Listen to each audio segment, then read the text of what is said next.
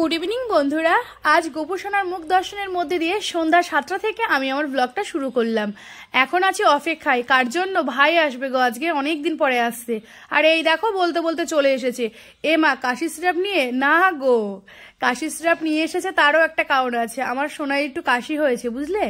আসলে কি জানো তো, তোমাদের দাদাই যেত, কিন্তু ভাই আসছে, ওখান দিয়ে আসবে। একবারে ওষুধটা নিয়ে আসলে ক্ষতি কি বলো? চলো এক এক করে দেখাচ্ছি ভাই আজ কি কি নিয়ে এসেছে। আমার এই মিষ্টিগুলো খুব পছন্দ গো, এই কারণে এই মিষ্টি এনেছে। কিন্তু এদের বাড়িতে রসগোল্লা বেশি পছন্দ। আর এইদিকে মা তালের বড়া করে পাঠিয়েছে, এই তালে বড়া দেওয়ার জন্যই এসেছে।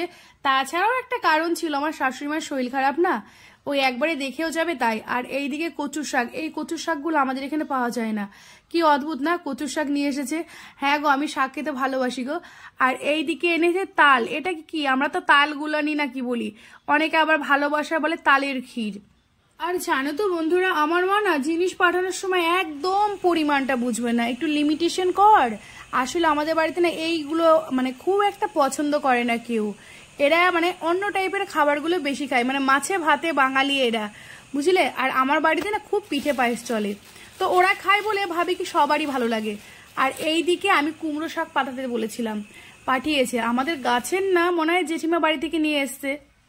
এইদিকে আগে প্লেটে সাজিয়ে নিয়েছি ক্ষীর, মিষ্টি, আর ওইদিকে তালের বড়া। এইগুলো আগে পিঙ্কিকে দিয়ে আসলাম, দিয়ে এসে তারপর উপরে এসে ভাবলাম এবার এক এক করে ক্যামেরাগুলো করিনি কি কি এনেছে। আর এই দেখো, এই একটা ঘড়ি, এই ঘড়িটা সোনাই ওর বার্থডে হয়েছিল তখন গিফট পেয়েছিল।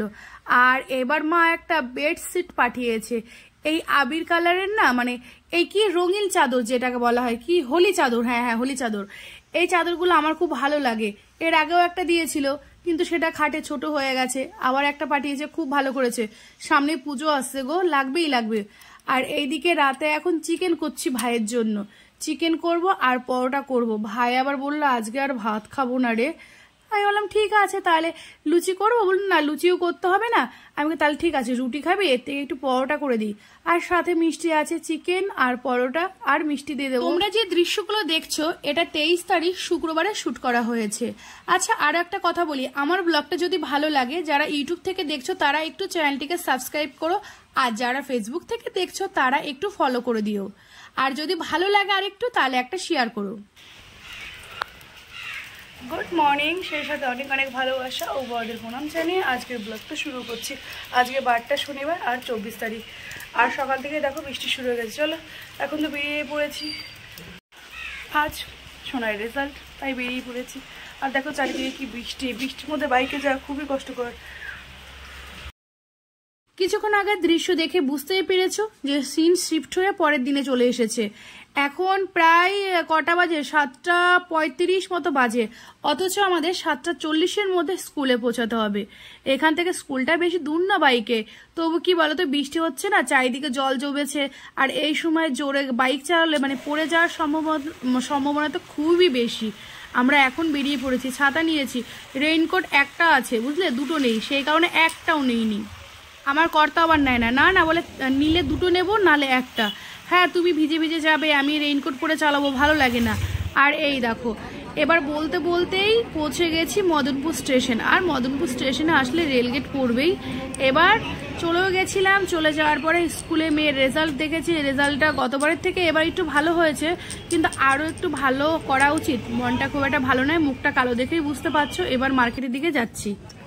অবশ্য আমার মেয়ের রেজাল্টটা একটু খারাপ হলো, কিন্তু সেই খারাপটার পেছনে আমি নিজেকেই দায়ী ভাবি। কেন, সত্যি কথা, আমি এখন এতটা ব্যস্ত থাকি আমার জগতে, মানে ফোন জগতে, আমি না ঠিক করে সময় দিতে পারি না। আমি নিজেই নিজেকে দায়ী ভাবছি গো, ওকে নয়। চলো এবার এগোই, মদনপুর মাছ বাজারে পৌঁছে গেছি। চলো কি নিচ্ছি দেখাচ্ছি। আমাকে এই দুটো, হ্যাঁ, আরে একটা দাও, এবার দাও, দিলাম কিন্তু, মুখটা নিলাম কিন্তু। ওটা করতে গিয়ে দেখলাম দাদাভাই তো বেশ ইন্টারেস্টিং। দাদাভাইকে বলে আবার দাদাভাইয়ের একটু শুট করে নিলাম।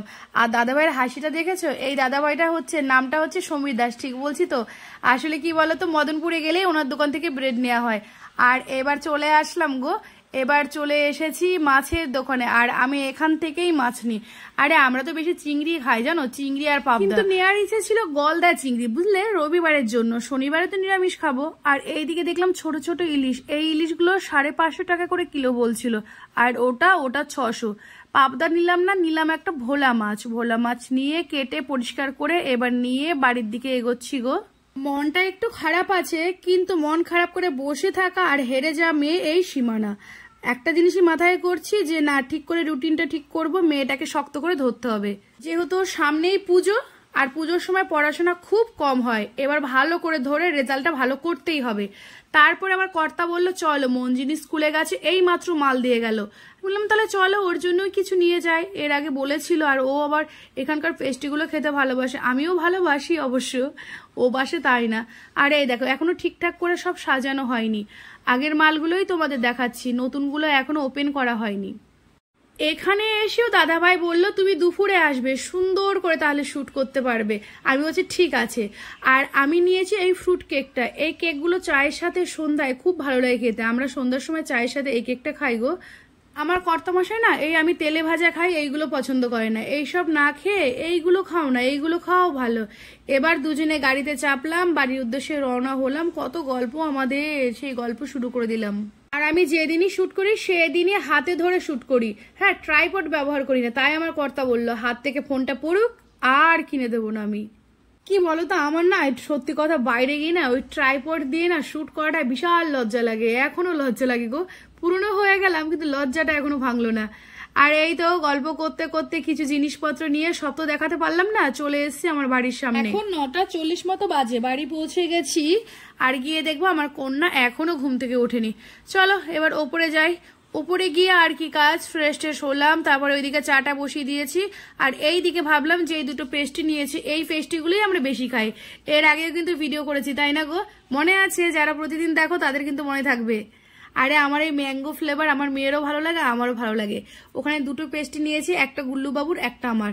আর এইদিকে 3 কাপ চা হয়ে গেছে। এবার চা, এই যে ব্রেডগুলো নেবো, তারপরে বেলকুনিতে বসে 3 জনে বসে খাবো।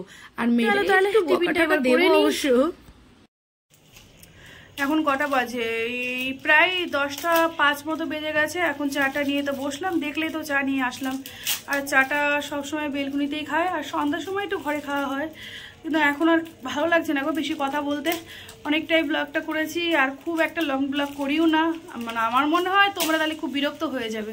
ঠিক আছে তাহলে আজকের মতো ব্লগটা এখানেই শেষ করছি, আবার আগামী দিন দেখা হচ্ছে। ভালো থেকো, সুস্থ থেকো।